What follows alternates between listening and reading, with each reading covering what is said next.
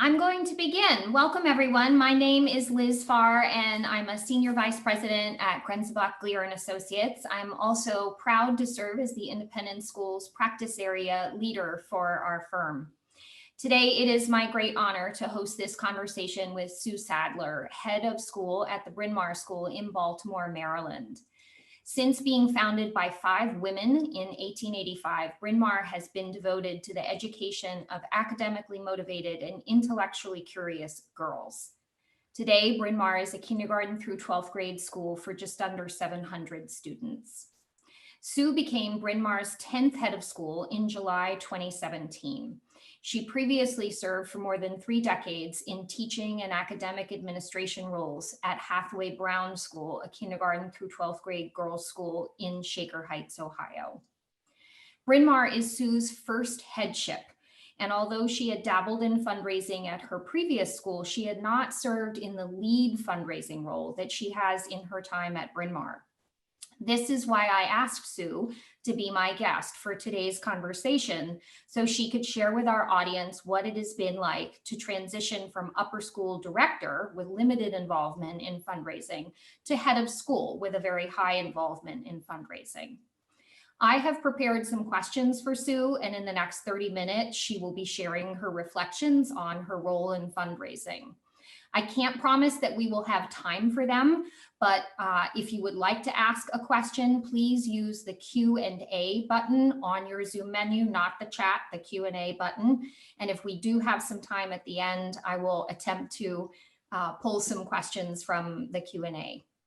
Now let's begin, and welcome, Sue. Thank you very much, Liz. It's an honor to be here. I really want to thank GGNA for inviting me. Of course.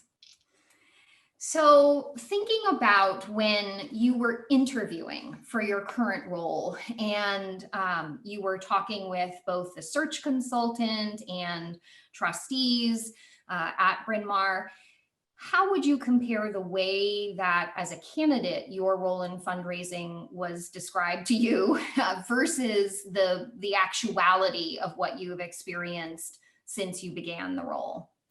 That's a great question.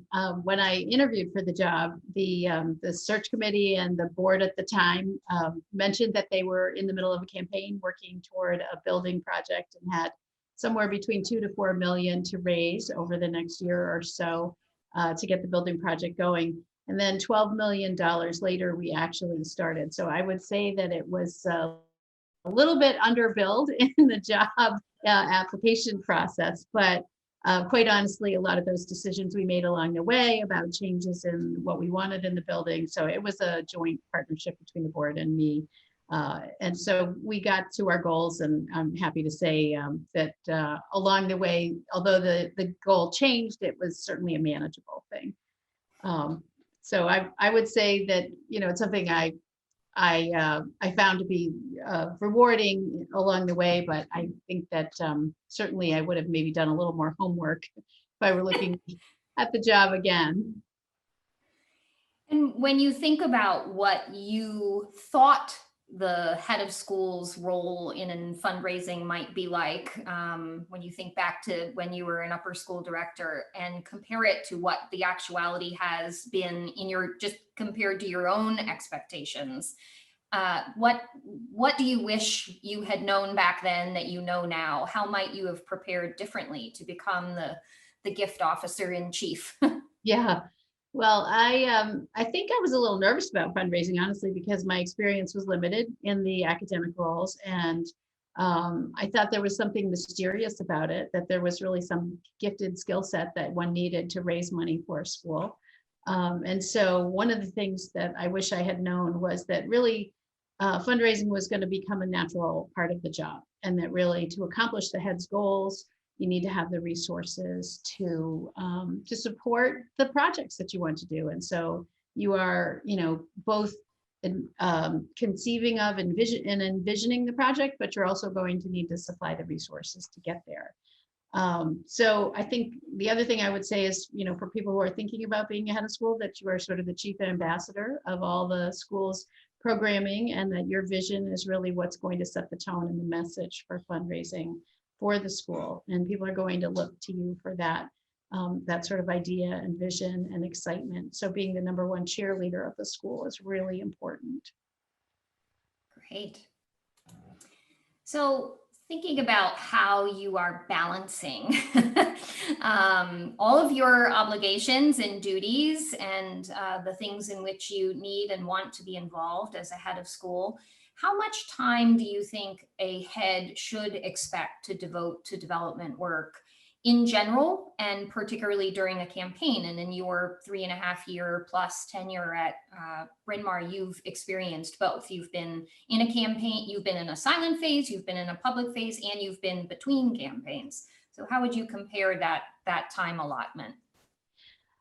Okay, I would say, first of all, you and I had a good chuckle over the word balance. That's sure Right. in our rehearsal, and I would bring that up for any heads of school. That balance is probably not a word heads of school use very often, because it is an all-in kind of job. But I think there are periods of time where you devote more time to fundraising, and then other times where you're able to let it go a little bit. I actually thought the silent phase of the campaign might have been the time I was the most busy with fundraising, because I was meeting a lot behind the scenes with different donors and really describing what our hopes were in the campaign and trying to make that one-on-one relationship building where we could inspire a donor to help us in accomplishing our vision. Certainly the public part of the campaign was really exciting because there was a lot of messaging out there, a lot of celebration, a lot of sort of measuring how close we were to the goal.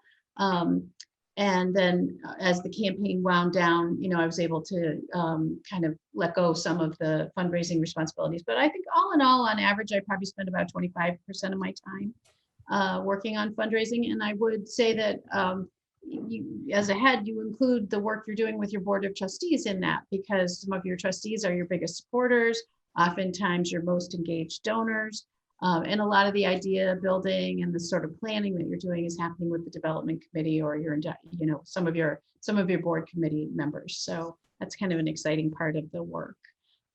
So I think I could spend 100% of my time doing fundraising, to be honest. I haven't figured out how to get the rest of my job done in less time. So come back in a few years and see if I have been able to figure that out and devote more time to fundraising. But somewhere around 25, 30, 35% of your time is probably going to be devoted to fundraising.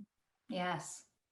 And I like that you mentioned both the explicit duties of it and the implicit duties of it, that there's a lot that you're doing that isn't specifically fundraising, but that it's certainly very, very well tied to your fundraising outcomes. Yeah, and I think heads of school are the chief relationship builder in the community. And basically all of your fundraising is going to be generated from the relationships you build with your community. So, Sure. So really almost everything leads to fundraising somehow or another. So in terms of, I hate to use it, but balance, you're the chief academic leader in addition to being the chief gift officer. And I know that, in my experience working in schools, sometimes heads of school are put in uncomfortable spots where a key donor happens to have a child in the school who's struggling academically and needs to be counseled out, let's say, or a key donor takes issue with something that's happened at the school, the way that the school has started an initiative or a program or has discontinued one. How do you balance the role of being the academic leader and the leader of the school in other ways with the role of being the chief fundraiser? That's a great question. I think, first of all, it's really important that you and your team are doing your homework on each one of those families and trying to be proactive about either resolving or addressing situations that are popping up in the community. And it is always one of your important donors that is in a situation that you have to resolve. I can tell you that from experience, that it's in independent schools, it seems to be the way of life. But I think the first thing is you put the people at the center of the problem. So that's going to be the same whether you're trying to solve an academic problem or a fundraising problem. And really, I think they're actually both halves of the same whole, right? Your academic vision. In order to make that happen, you need to put resources behind it. So you're going to be cultivating people all the time to get behind your vision, and hopefully you know who those people are. so that when you get into a situation where you're going to ask for money, that your audience is already primed for that and already on board. There are certainly situations that require a lot of finesse and diplomacy, and that are certainly two skills that I think a head of school ought to have ready to use at all times. And I think, and then there are times where you really have a fundamental difference of opinion, and then sometimes some hard choices have to be made. But fortunately for me, in the 4 years that I've been here, that hasn't happened yet. And we've been able to resolve, most of the issues. So, so that's happy news. Good. Turning our attention to your interplay with your board, collectively and individually, what are some of the most important ways you feel a head should be working with his or her board, and particularly the development committee, to advance fundraising at a school? Well, the board is going to be your best partner, really, beyond your development office or your advancement team. Your best partner at the school in fundraising is your board of trustees, or your board of regents, or different schools call them different things. But basically, they're your number one fans, and you are the inspirational leader of the institution. So, as I mentioned before, people are going to be looking to you for a vision for where the school is going, and for the ability to communicate that. And that's really going to set the tone for the pace and the motion and the direction of the school. I think, even research has shown that the board's relationship with the head of school is one of the number one indicators of success of the school. So that's a really important place to put lots of time to make sure you understand why your board members serve and what interests them about the school, and what the stakes are for them in the school. Some are parents, some are alums, some are friends of the school, community leaders. And I think knowing why they are your partner is a really important part to engaging them in the work that you're doing. So I feel like the board is a critical partner to the head of school in trying to accomplish goals. The board's duties are to be responsible fiduciarily and strategically for the school, and to protect the mission of the school. So those are three things that are really going to be integral to the fundraising agenda of the school. And I think, your board is happily there to help you with that, and engaging them at whatever level they're comfortable and willing to be engaged in the fundraising process is really important. And whether that's just getting out there building goodwill for the school, or if it's actually helping to solicit gifts, your board's going to be a key partner to you. Absolutely. And if I could throw you a curveball follow-up question, Sue, that's off script, what is your view? I mean, a lot of boards right now at independent schools are thinking much more critically about how the board reflects the socioeconomic, racial, religious, and other types of diversity at the school, and how to balance those goals of board composition and how a board constitutes itself with fundraising ambitions. Would you mind sharing a few thoughts about how you view that interplay? Sure. Those are really good and hard questions, Liz, and I'm sure every head of school out there has thought about this to some degree. But I think, first of all, it's really important for the school community that the board reflects the diversity of the student body. And I think that's something that we focused on very intentionally at Bryn Mawr. But that's not mutually exclusive to fundraising. I think it's really important to remember that everybody is going to want those goals to be accomplished for the school. I mean, that's very near and dear to our mission and our heart. And so we're a team in the philanthropy that is required to bring the best students and the best teachers and to the school. So, I think in terms of board composition, you want to have those two things up there as priorities in terms of bringing new board members into the school, that you're both increasing the diversity of the board, and that people have in their hearts a strong commitment to that, and that they are going to be willing to help you get out there and raise the funds you need to be that institution. And I think, I've been really fortunate that our board has totally supported both of those different agendas at school. Thank you. Thanks for letting me throw you a curveball question. So tell us about some of your experiences working with donors. Tell us about a really rewarding experience you've had working with the donor, and maybe a misstep that you've made, and what it taught you. And so help our listeners avoid making the same misstep. Yeah, well, I first of all want to say I've had lots of good experiences raising money for the school, and that people are generous and caring, and they will really do their best to support the school when they can. And I chose a story, Liz and I, in order for you to understand this story, you need to know that Liz and I share a fondness for the same company that makes jackets. So we often arrive at a meeting dressed in exactly the same jackets. So this has a jacket component, Liz. The first really big ask I went out on, I was very naive, head of school. I had all of 4 months of experience under my belt, and I got all dressed up and bought a new jacket for the meeting and went to meet a donor with a trustee. I had a trustee with me who was terrific and set me up so well. And my job was to ask the donor for the school's first $1 million gift. So it was really the first 7-figure gift that the school had gone out after. And I did in the meeting introduce myself, talk about my vision for the school, get to know the donor a little bit, and then got around to the place where I said, I'm going to need help accomplishing this vision, and I think that you're in a position to give us $1 million gift, and I'd like you to ask you to consider that. And fortunately, the donor said, well, I would be happy to consider that. I'll give you $500,000 up front, and then see how you're doing with the rest of your fundraising through the year. And if we, in fact, look like there's some traction, you can come back to me and ask for the other $500,000. And throughout the year, I was, as I said, very fortunate that I was set up lots of times in a very positive way.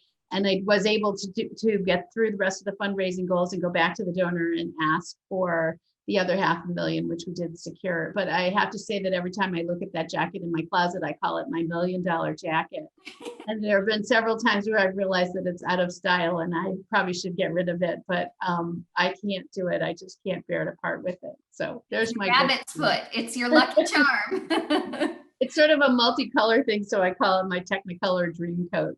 But it's that was kind of a funny good story. But a time I made a misstep really went back to that idea of doing your homework, and I was set up to meet with a couple who were to ask for a gift for a building project, and met with a couple, and within the first few minutes it was really clear that they had many concerns about the school, and it was anything from our sex ed program to the books that we were reading to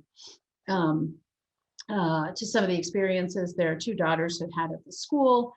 And, it was quickly apparent to me that I wasn't going to get to the asking for money part. So I had to be ready to kind of switch gears and do something that is also the head of school's role, which is to slip into a problem solving mode and try to figure out how could we build the relationship and build the trust back with this family, so that eventually, if I were able to, I would go back to the family and be able to ask at a different time, be able to ask for their support. And so I listened, and I was very happy over time to be able to resolve some of the issues. But the meeting really shifted, and I think good heads need to be ready to shift with the donor or with the whoever you're speaking with, so that you can meet them where they are.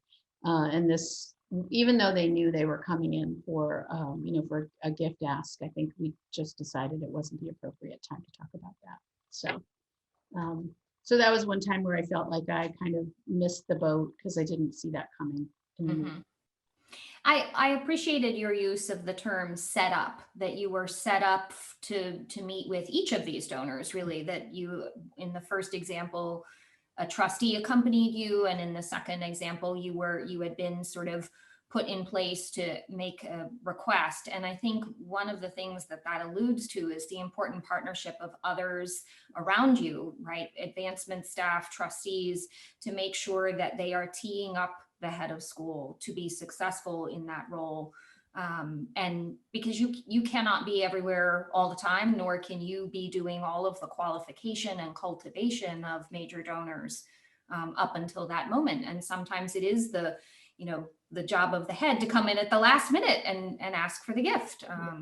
but it's important that you're set up well. Yeah, so good information is really really key. I forgot to say about my Technicolor jacket story. I never knew if that trustee that went with me called the donor ahead of time and said, "Hey, this is her first big ask, so please stay." It might have been set up more than I thought, but it was a really great experience, and it did give me a lot of confidence going forward in fundraising for the rest of the project. Well, that's it, but that's also a good lesson for our listeners. Let your new head, have some wins early, build Right. your head's confidence so That's that they right. can be confident going forward. Yeah. Okay, so you are currently searching for your next director of development or director of advancement. I think you're still working out the title, and it's actually a question that was already asked in the Q&A. So I'm happy that someone asked it because we were already planning to spend some time on this. What experience and what other qualities will you be seeking in your next director, and why are those qualities so important to you as a head of school? Yes, it's a really, really important question. And the answer probably varies a little bit from head to head because different heads are going to have different skill sets. But I think, over the 4 years, I've had the opportunity to work with 2 different development directors. And I think I know the most important thing is that the development director is going to be a partner for the head of school, and that you're going to be able to really be strategic together, that you have offsetting skills that allow you together to be a stronger team. So, for me, it's going to be somebody who's passionate about the mission of the school. I think actually every head would want their development director to be passionate about the mission of the school and able to speak about it, when the head isn't there. Because if the head is the number one cheerleader, the director of development is a close second. And so I think somebody who can really talk about what the school's hopes and direction are going to be is super important. I think, for us, we also need an office manager, somebody who's really going to be able to mentor and inspire the development team to the next level of philanthropy. The Bryn Mawr School's philanthropic support is excellent, but we are also going to try to grow it to the next level so that we can really live the mission at the most powerful level. So I think, having somebody who knows best practice and who can get out there and help both with the annual fund and the major giving and planned giving, all of those things are really vital to the success of our philanthropy program. I will say I have been really fortunate to partner with Liz throughout the majority of my my tenure, and Liz has been an amazing mentor for us all. And so having good counsel in philanthropy is also really important. But I think for your director of development, you really want a co-conspirator. You want somebody you're going to have some fun with, and that you're going to be able to truly share what your hopes are as a head, and feel like they have your back and they will support you in that. So that sounds like a really big job description, I know. And it's out there in a 3-page on the Deerfield Associate Heads our development search part. So if anybody's looking to see what we're looking for, you can check that out. But it is small plug. I know. But it is certainly a vitally important role in the life of the school, the success of in our particular case. We raise about 85% of our annual budget in tuition, and the rest of it comes from either auxiliary revenue, annual giving, or if endowment or specific fundraising. And so it's a very important part of the school. Absolutely. Yeah.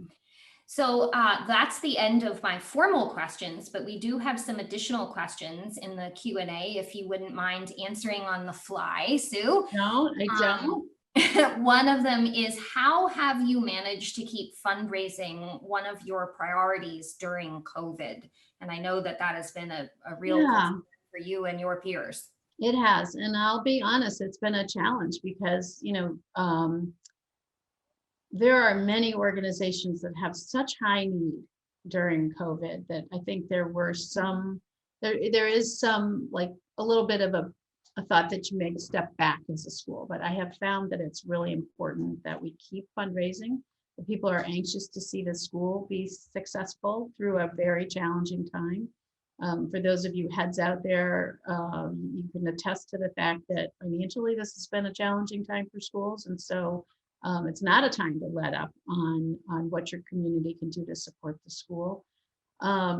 So I think it's careful messaging. I also think, we set up early on some ways to help our families. And although we didn't do a lot of direct sort of COVID relief fundraising, we wanted to make sure that we had the resources to help some of our families who were struggling get through the pandemic. And I'm happy to say that we were able to, well, we're not done yet, but we're still in the pandemic, but we were able to really keep our community together in a lot of ways, thanks to some great outreach from the school and some support from our community. So I think it's really, again, about knowing your donors and knowing who's gonna support. Some of our major donors felt that they could give their larger gifts to organizations with higher need, but they continued to support us, at their own level, at a different level. So I think that was helpful. So we probably have time for one more question. Oh gosh, we have a couple more in the Q&A. I'll choose this one. It's a provocative one, but I like it. So someone asked, the deep political divide seems to be becoming an increasingly challenging landscape for schools, and it will have an impact on fundraising. And the question is, do you have advice for managing that divide, especially when donors have conflict with the school's programming? Yeah, that's a really tough question. Yeah. Thanks for asking me that one, Liz. But I will say this, I spend a lot of time saying that, Bryn Mawr is not a political institution and we have values, not politics here, and our values are shared. And,